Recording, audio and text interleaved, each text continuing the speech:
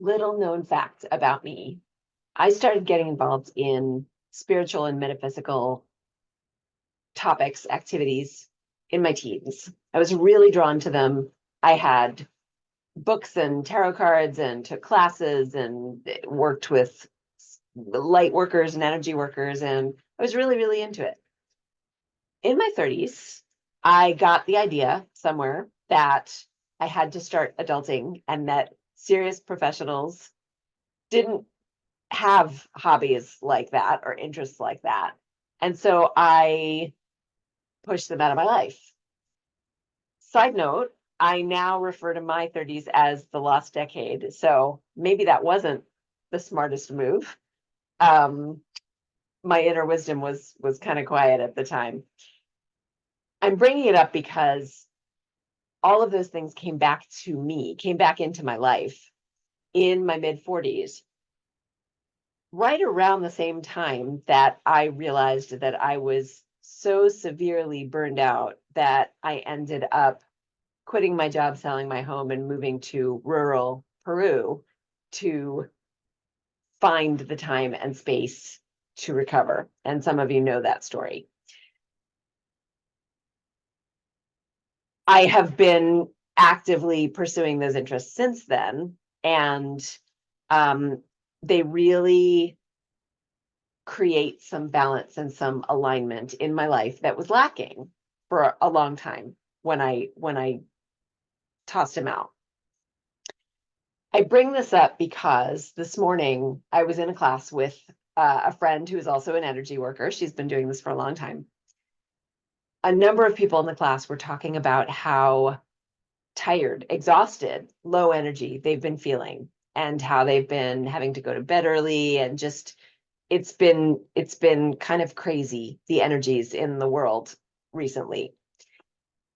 Pretty much everybody in the class agreed to one extent or another. Even if you're not sensitive to energies, I'm sure you're aware of all of the stuff that's been going on sort of astronomically and astrologically and universally. So we had the clocks moved several weeks ago in the US, a little bit more recently in other parts of the world. Then shortly after that, we had an equinox. Then we had a lunar eclipse. We've got a major solar eclipse coming on Monday, and Mercury's in retrograde as of 2 days ago. That happens a lot, but it does sometimes cause confusion or even chaos. I have been definitely feeling this. I've been really exhausted. I was thinking about that last night as I was telling myself, gotta get the newsletter out, gotta get the newsletter out, and working and working and working. And my thoughts were no longer truly coherent. It wasn't flowing. It wasn't coming easily to me. And I knew that I should just shut down my machine and go to bed.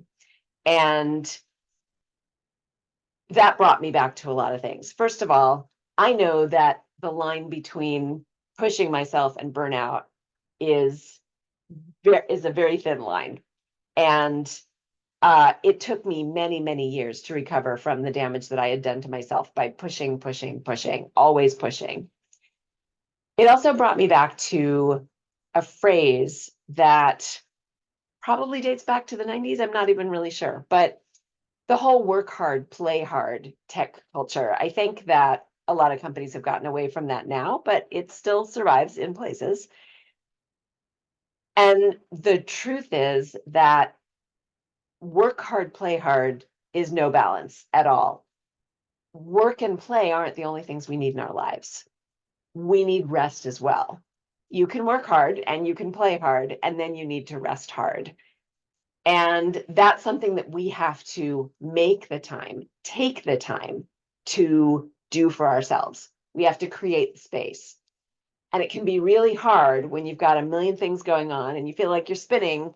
And when we're super conscientious and super responsible, there is no time to make or to create. And yet there is. Nobody else is going to move meetings around on your schedule and give you a free afternoon and say, hey, go take a walk or go sit in nature or take a nap or whatever it is that you need to do to replenish yourself, to recharge your batteries. Nobody else is going to tell you you need to go take a vacation. Unless you're already at the point where you're showing some wear and tear and the vacation is probably long overdue. You don't want it to get to that point. You don't want your direct reports or your boss to be saying you really need to take a vacation. The message here is, please take care of yourself. One of the notes that came up this morning in the meeting was rest in the stillness. And I love that because, again, when we're spinning and spinning and spinning and spinning, and it feels like there are 4,000 things we need to do, it's very hard to think about stillness. Again, and yet we need it more than we know that we do. So I am taking a couple days off and I'm going to go take a road trip and celebrate my birthday and see some friends I haven't seen for a while and rest in the stillness, and then come back and get back to work feeling replenished and recharged and grateful for the time. I encourage you to, if not taking 2 days off for your birthday, give yourself some time. Make sure there's rest in between the work and the play in addition to. And I would love your questions. I would love your comments and thoughts, and talk with you again soon. Bye.